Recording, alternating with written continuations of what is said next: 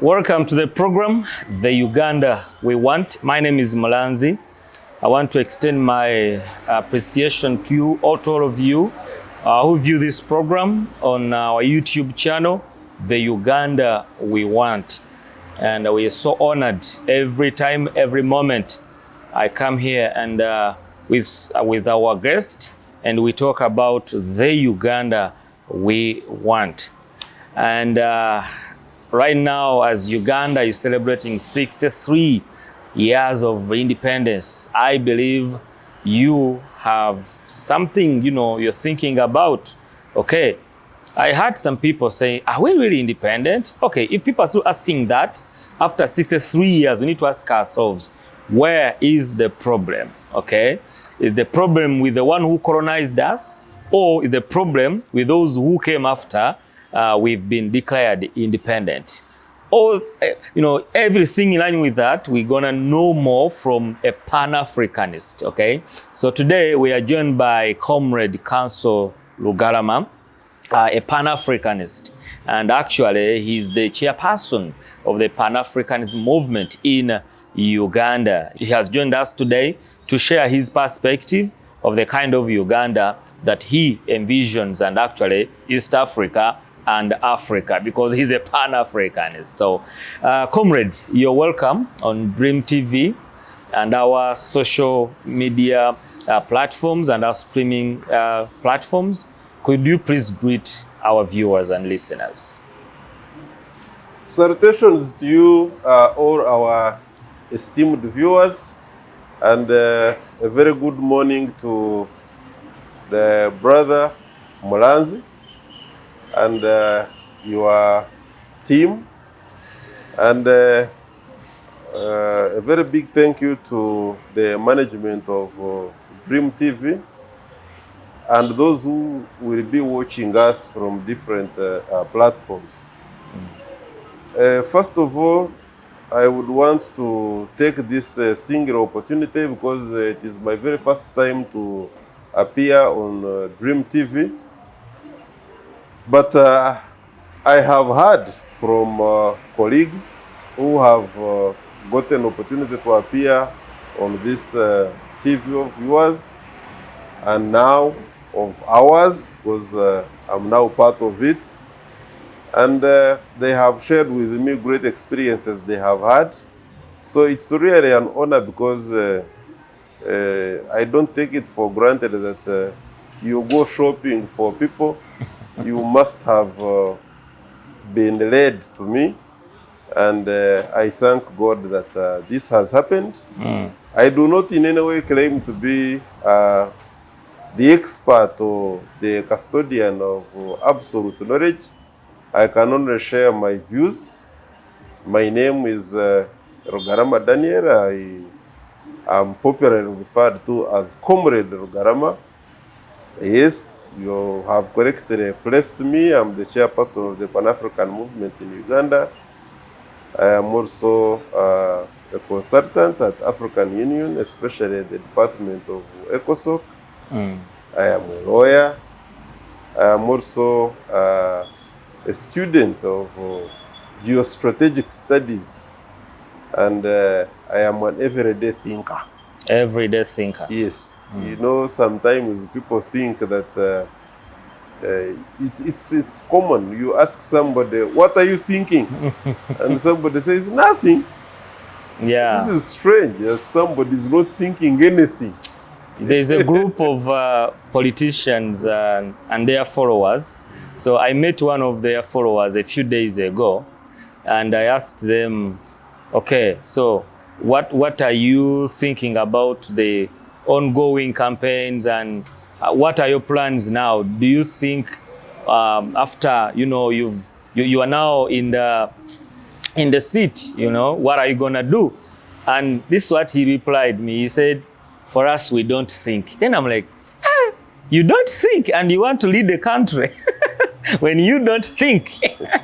So you see now what I was telling what I was telling you and telling our viewers, that it may come off as something that is not seriously reflected upon, that somebody simply says, well, nothing, I'm not thinking anything. But it's now, when you look at it critically, it is actually true that very many of us don't actually think. See, the art of thinking is very serious business. And because we have got a very declining number of people who think, then we have so many problems. And the people who dedicate time to solving problems are actually very few.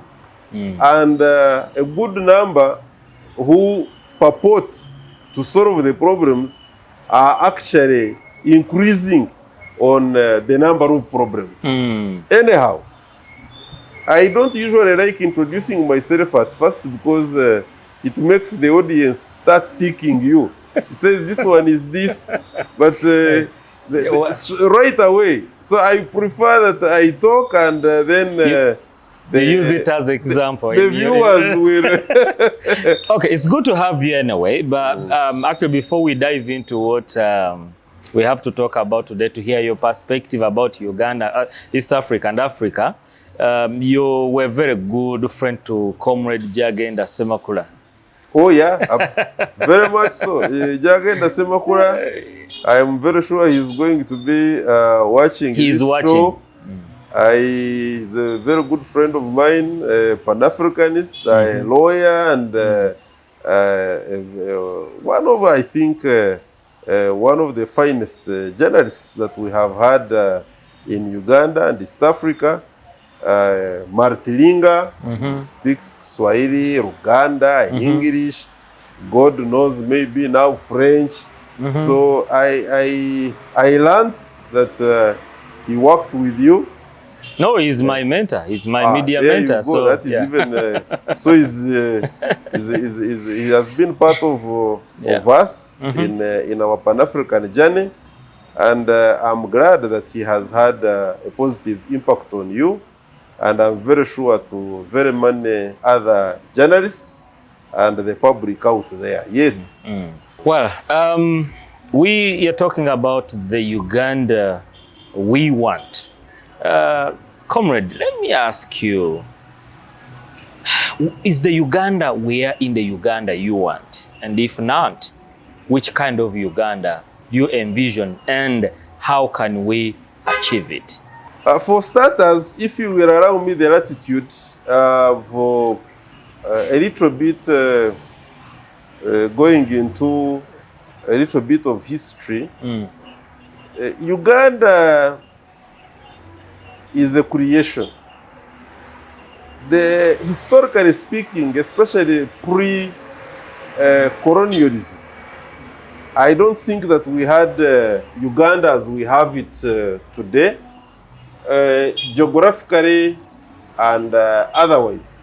We could have had a good number of our tribes, if you like to call them tribes, because I have issues with that as well. That there is the Wanyankore, then there is the Waganda, and then there is... We all know that the present day Uganda, in its geographical description, is largely a creation of the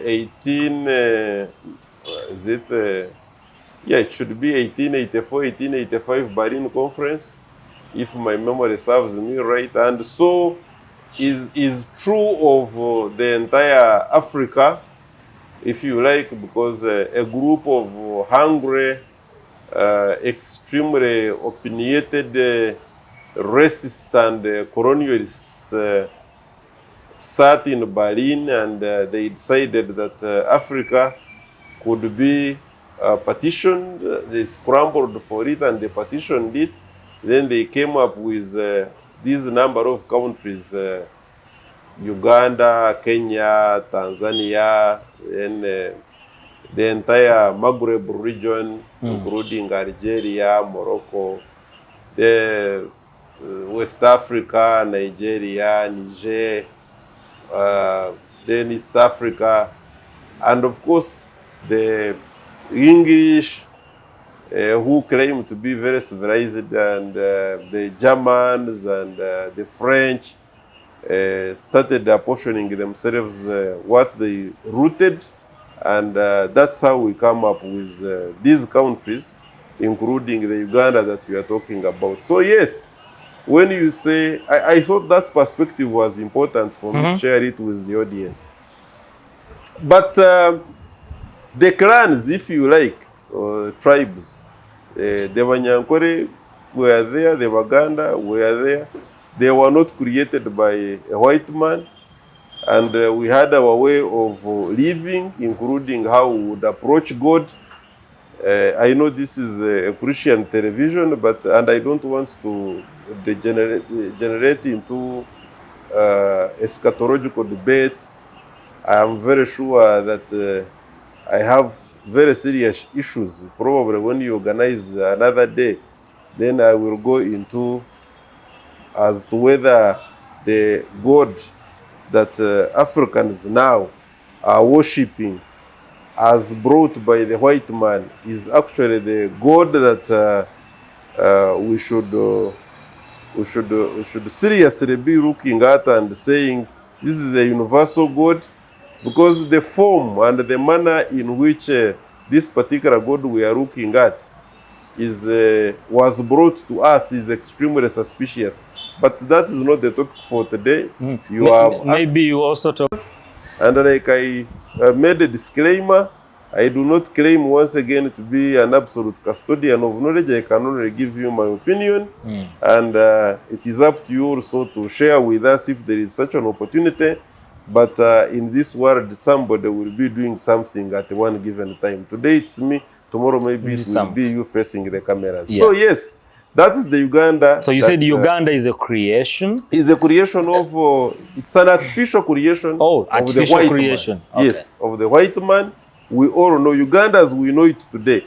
And this is true of the entire Africa, because Egypt in its current geographical formation, Kenya, Algeria, etc., all these countries are a direct artificial creation of a group of hungry and greedy white men who by 1884-85 sat in Bahrain and they scrambled and partitioned the entire Africa in the manner in which it is. And we didn't take an opportunity by 1963 when we had the Organization of African Unity, or AU, in Addis Ababa, the very first meeting, which was conveyed by the likes of Sejefoa, Kwame Nkrumah, and his colleagues, the Ben Bearers, to rectify the Julius Nyerere's, to rectify the errors created at the Bahrain conference. And I think it was Julius Nyerere who said,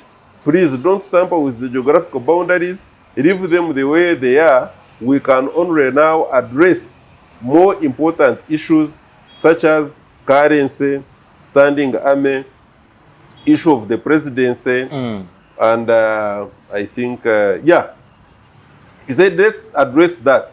But they failed, because even then, at that material time, by 1963, there were two camps. There is what we call the Casablanca group, and then the Monrovia group. Now, the Casablanca group, these names are taken from where these meetings were happening. Casablanca is in Morocco, and that is where the Kwame Nkrumahs had an edge, because theirs was to the effect that we can have Africa united, and we do away with, although the borders, geographical borders remain, but we have got one government, we have got one currency, we have got one army, we have got one passport, so that these things you hear us Pan-Africanists talk, they are not new. They were there so many years back. And that is also partly explains the kind of the Uganda that we want, which is actually your question. So yes, now, having had that Uganda, a direct and artificial creation of the white man, then we started what we call colonial rule. The colonial rule was that after the partitioning, after the white man had allotted himself different countries, the French, almost the 14 countries in West Africa, all being under the French, under their policy of assimilation, then majority of East Africa being under the English, that's the British protectorate and of course colonialism. We didn't survive until much later, around 1960, if I'm not mistaken, 62, was it when we gained independence? Yeah, that's when Uganda got high independence. On the 9th September. 9th October. October is when we gained not when we got independence. It was regaining because we were independent. Okay, so for you think in 1962, yes, Uganda was regaining high independence, not okay. We are not gaining independence from anybody really, because we had independence which was taken away from us. Okay. We may not have had independence as Uganda in its geographical description as it is, but we were independent because we are kingdoms, there were chiefdoms, and in all that, people were independently governing themselves. But when the white man came, he took away that independence. So even at the level of Uganda as it is, by 9th October, we were regaining. And so are many other countries which were regaining on the African continent and elsewhere, which were regaining independence. Now, the kind of Uganda, therefore, that even in its amorphous state. I say amorphous because when you go to Kenya, you will find people who are like Ugandans. By all intents and purposes, speak the same language. You go to Rwanda, the same. Some parts of Rwanda actually were, I think, reorganized in 1910.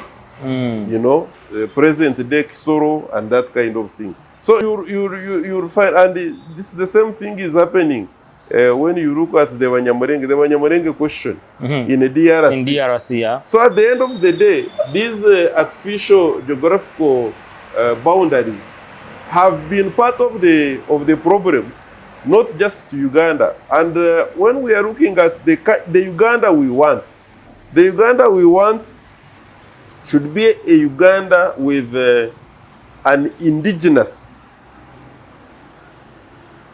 self-liberating education system, whereby, according to one of the renowned educationists, Professor Edward Ezeu, a professor of sociology, education, it's sociology of education, no? Yeah, that should be. University of Ibadan. He describes education. He says this education is not just something that you pick from a textbook, and I don't know. It should be the ability for a community to devise ways and means of overcoming and manipulating their environment to solve the problems that are obtaining within the environment is the education that we are talking about. So I'm looking at a Uganda whereby we do not go into this kind of education system. Yes, I applaud the National Curriculum Development Center here at Chambogo. They have been trying to do a good job, revise the curriculum time and again, but we have not yet reached a level whereby what the white man did to us, and those who are claiming that it is 63 years since the white man went away, the white man never left. I want people to understand that. So even the independence you say we regained, we never regained nothing. It was, you see, what the white man did was to create, you know, he has been cunning. The white man is extremely cunning, and being cunning is not a good thing. No, that means you're a devil. It's a devil. I may not put it that way, but if we are talking about evil things, and then you bring Satan himself, who is the mother of all the evil stuff, Then we cease debating the evil things and we concentrate on Satan. A new vocabulary is a kana. Satan is the chief kana. Absolutely. So when you look at what Africa largely has been going through as problems, whereover, I do not claim to be the Jewish prophet, but whereover 68% of the problems that beset Africa are as a consequence of the white man's action. Even after well over 60 years of his departure, so-called departure. I put the departure in quotes and quotes. Because you believe he never departed. I will come to that, and I will share with the viewers why I say so. I'm not just imagining anything. So for anybody who is intellectually charged to say that the white man left and we have been in charge of our affairs for the last, averagely, when you look at the entire Africa, averagely 60 years, it is not only being intellectually dishonest, but it is also absurd when we come into the academic realm. The white man never left. Therefore, the Uganda which I would want to have should be a Uganda with self-indigenous, self-liberating, indigenous, organic education system with the ability to have our own science. And you see, there is no problem with collaboration. People mistake. When I say indigenous, they say, no. If it is Uganda, we should have our own way of solving problems. We shouldn't collaborate with America. No. If there is anything to collaborate with the Americans about, let's go ahead and do it. If there is something to collaborate with the English, let's go ahead and do it. With the Chinese, so be it.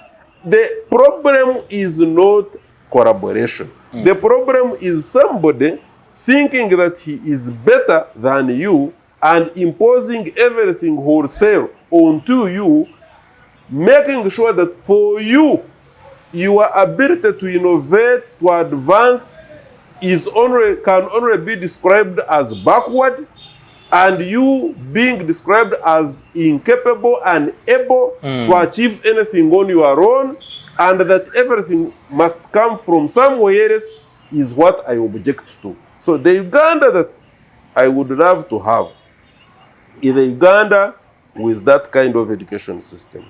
I would want a Uganda with increased intra-trade. Okay, before we go into that, Comrade, let's go back to the education system. Yes. With examples, because you said you will, give us examples as you explain more on this. With examples, how do we see that the white man never left our education system or never departed? You don't have to go very far. First of all, the white man, through macroeconomic policies that are structured through and implemented through World Bank and International Monetary Fund, has pretended to sponsor the restructuring of our education system. How does that happen?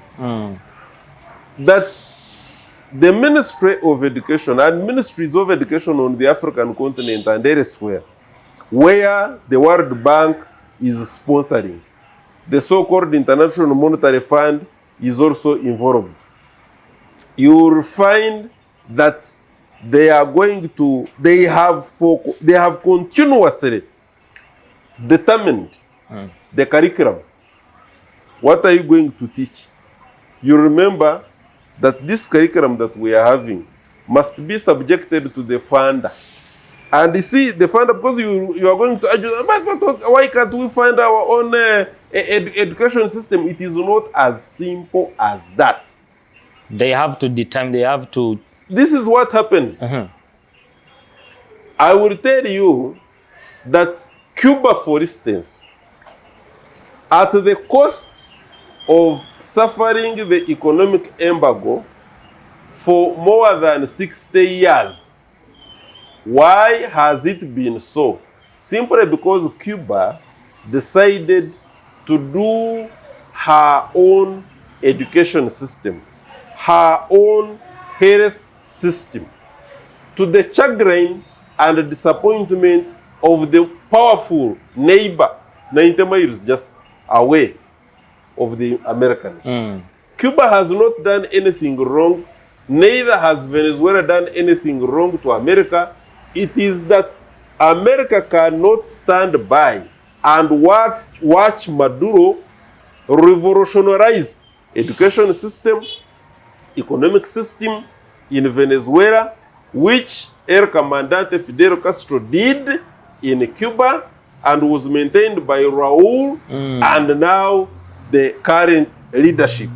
Now, when Africa wants to do that, to make sure that you develop your own organic systematic curriculum to teach your own students how to come out of poverty, have independent thinking, that United States of America and her cousins through institutions such as World Bank and IMF are going to sabotage. And they have sabotaged time and again. They have eliminated the leaders on the African continent and elsewhere. They have sabotaged the economies to make sure that you fail economically and your own people revolt against you. And when they do, then they will blanket the entire African continent as people who are inherently, by DNA, incapable of governing themselves. Therefore, I can tell you that our education system has been designed the way it has been designed, inept to get us from the shackles of poverty to enable our science, our own organic science. Because you see, the argument that the African man is incapable of doing her own education, developing, innovating, simply does not make sense. Why do I say so? When we were discovering fire here, even before we go to fire, when we were discovering sharpening stones during the Stone Age era, period or era, where was the white man? When we left that and we started staying in caves, where was the white man? All this is scientific development, by the way. Where was the white man? When we went into discovery of fire and we started iron ore development, making spears, where was the white man? All that is science. Don't rush into nuclear physics. No, look at this science, and it is part of education. And that fits very well in what Professor Edward Ezeu talked about in describing education. That ability for a community to devise ways of overcoming challenges within their environment. The African man, by discovering fire, moving into huts, sharpening stones, making spears and arrows, he was overcoming challenges within his environment. And that was pure, proper, organic education. Look, when we left that, it is argued, when you go through the scholarly work of people like Professor Cheikh Diop, arguably alongside Dr. Clark, John Clark, the best writers of the African history, you will discover that the very first university of Timbuktu, present day, I think Sierra Leone, around there, you see, was here in Africa. It was not being manned by a white man. So it is intellectual dishonesty for anybody to argue that the white man brought us education. No, the white man killed our education. When you look at cuneiform and hieroglyphics, the way of writing and where we were writing from, that was not being helped by the white man. It was here on the African continent. So I want our brothers and sisters on the African continent to remember that it's you who asked me to stick to education, so that I answer some of these areas, the gray areas, which you wanted me to clarify. And I'm clarifying them. I'm telling you that the white man, actually, rather than advance our education system, he ended up crippling it by introducing his deliberate education system that was not meant to help advance the African man anywhere else apart from regressing him. Yeah. So now, comrade, now when you say that the Uganda you want to see is a Uganda with a self-regulating, organic education, liberating education system. Yes. How can we achieve it? You have given us examples. We see that the white man is still within our education system, and I know you'll bring it even in other sectors. But sticking to education, I'm asking myself, how can we achieve this? Because everyone can say, I want this Uganda with self-regulating, liberating, organic, but how can we achieve it? Who is supposed to do what? Help us. No, there is a way.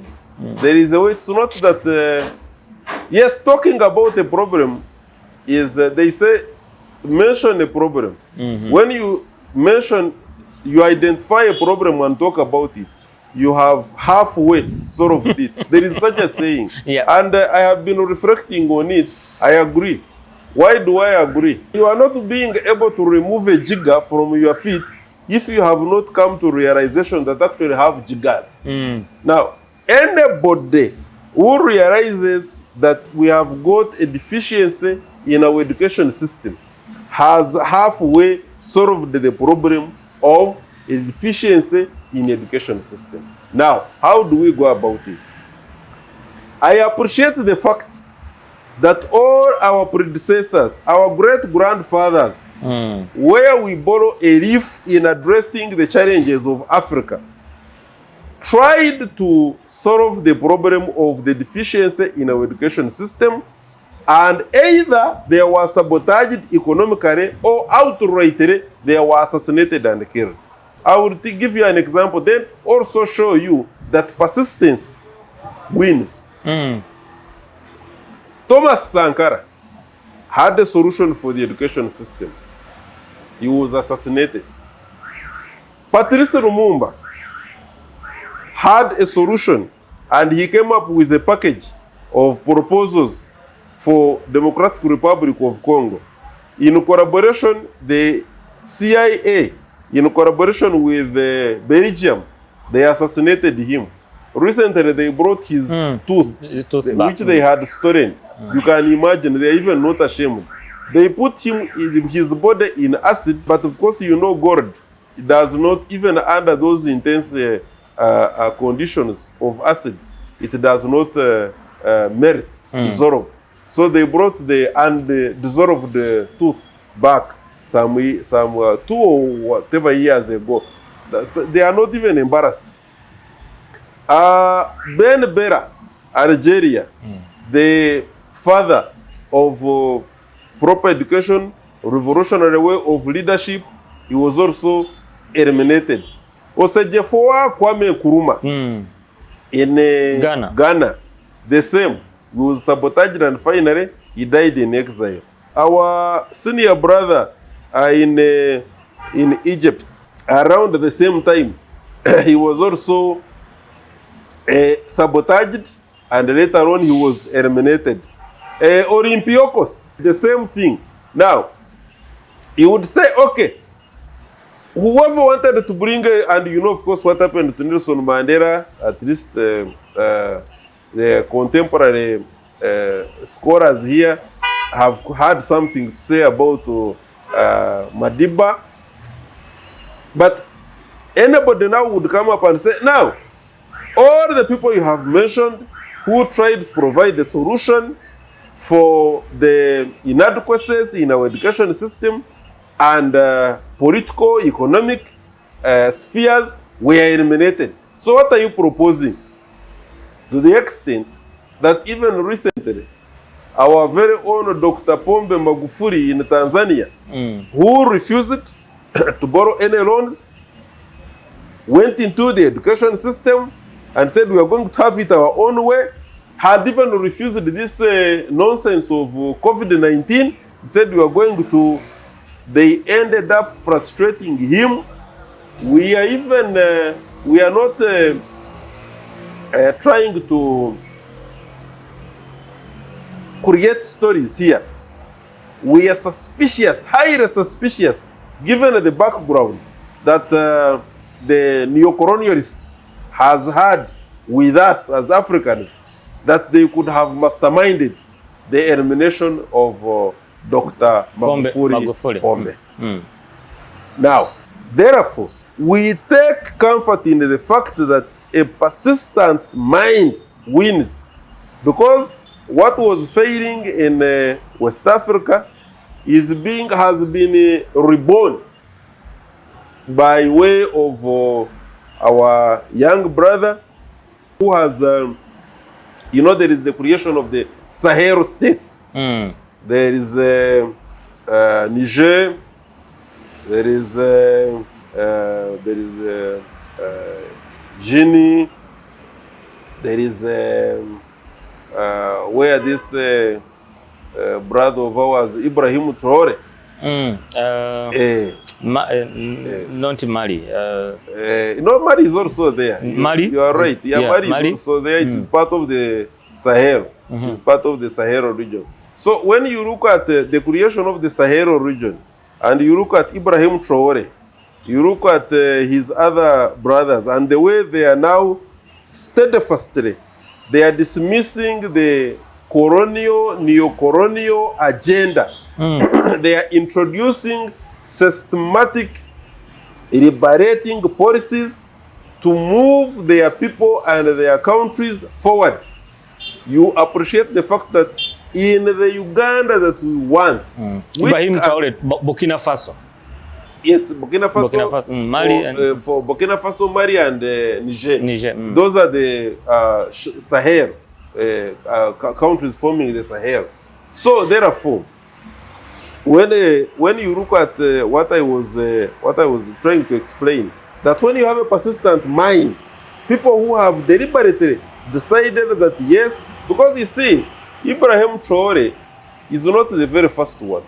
There was Amilcar Cabral before him, and Amilcar Cabral was also eliminated. He was eliminated, but now there has been a rebirth of another Amilcar Cabral in Ibrahim Traore. And I can assure you that that country is not going to remain the same. God forbid. The design now of the French is that they eliminate a man like Ibrahim Traore. I have had an opportunity where I moved to countries like Cuba. We have had a series of meetings in Venezuela, Caracas, where recently there was anti-fascism, anti-colonial or anti-neo-colonial agenda meeting in Caracas, where almost the entire world was meeting in Caracas. And you can see that there is a deliberate agenda from what we would term as, you see, we no longer have what we call a unipolar world, whereby America dictates the way things are supposed to be done. No, when we are looking at the Uganda that we want, the Africa that we want, and we are saying this is the kind of education system that we should have, and you say, no, but you see, you are jumping from America, Europe, and now you are going to China. It's better to deal with somebody who, if the other one was having 100% commandments that you must do this, and this other one has got about 52, you are better off, at least you know that you have got a share which you can command. Now we are better off dealing with the Chinese, whom we can say, no, this one we don't like, and they will listen to us. Although they are also going to make their own demands, they may look as if they are not any better from the Americans, but they are 50-something% better. Okay. Now, when we keep at that trajectory, then we are going to achieve a certain measure of success. Yes. Okay. Yes, Comrade. Now, before we sign out on our first episode today, you've really dealt with education, and let's drive this back home now to Uganda. If you were to advise the president, which kind of person do we need to stand in this sector of education, who can revolutionize, who can give us the self-regulating, liberating, organic education system? Do we have the person who can stand in the education ministry and revolutionize our education system? The good thing is that the president himself, Senior Comrade Yoweri Kaguta Museveni, is a Pan-Africanist. And it must start, you see, it has got to have, it goes with the political goodwill. Even if I was appointed the Minister of Education tomorrow, when with all these ideas bubbling in my mind, if I do not have the political goodwill of the president who first and foremost must be revolutionary and Pan-African in thinking, to say this is what we need, and in order to achieve it we must suffer. You see, let me tell you, there must be an element. It's not about who has gone there. I can assure you we can get even the best of the best in and I'm not suggesting that whoever is occupying the Ministry of Education is not. No, I'm simply saying that there are forces much stronger than simply an individual in order to positively impact the Ministry of Education. Okay. There are macroeconomic policies impacting Ministry of Education, like the impact on other ministries, that if it does not take a corrective measure, a country, the presidency, to say we no longer want aid in education, we want cooperation. We need and we must have independence in the curricular formulation, and we must have our teachers remunerated in this manner, and at the same time to encourage them to ensure that they create impact in the young ones. Not when we have got a striking teaching team. Yeah. As we talk it's now, ongoing. It's always ongoing. there is an industrial action that is being carried out by the teachers, Of especially arts. from the arts orientation. Now, if it were me, there is a way, and my advice was accepted. I wouldn't have. I would have enhanced the salaries of the so-called science teachers, because at the end of the day, that's another debate also. I wouldn't want to go there. I will take a lot of time, because you see, at the end of the day, who is a scientist? Okay. Where do we have the critical lack? Where must we put our money? Yes, we can enhance the salaries of teachers of the science orientation. You see? But what does it mean that you do not touch the salaries of the arts teachers? Because at the end of the day, what are we looking at? We are looking at the broader spectrum education system. Now, if we create divisions, that the sciences and then the arts, you have therefore now created a division, and you are not even halfway solving the problem. Because, in my opinion, we have got research centers, we have got institutions which are research-based, where there is need for direct government intervention in order to enhance the development and innovation of certain critically lacking programs within the country. We have got a situation where you will find that there are innovation hubs. These innovation hubs actually don't have enough money. You will go to banana something in Bushenyi. They are always matoke something. They are always complaining that they do not have the budget. Their budgets are not even halfway met. We have got our animal husbandry here in Entebbe, where we talk about this, where they get the insemination, the inseminators and that kind of thing. And you find that that area is also lacking.